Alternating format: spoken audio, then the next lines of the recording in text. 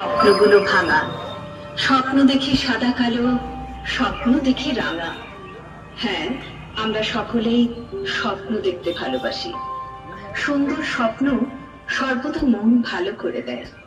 তখন স্বপ্নের জগৎ ছেড়ে বেরিয়ে আসতে কিছুতেই মন চায় না।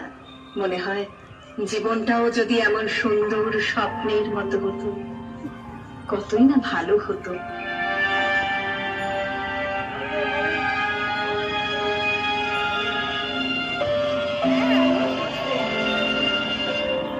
শরৎকালে কাশগুচ্ছে দোলা, শিউলির সুগন্ধ, নীল আকাশে ভেজা তুলোর মতো মেঘনা, এসবই আমাদের হৃদয়ে দোলা দেয়। মা আসছেন, মা। সেই প্রাগৈতিহাসিক যুগ থেকেই মাতৃচেতনা আমাদের মধ্যে প্রথিত।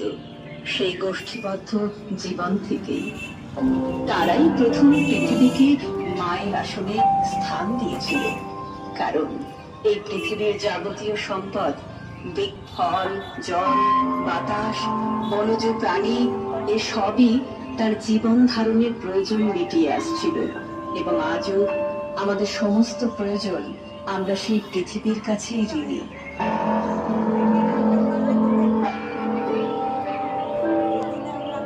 প্রকৃতি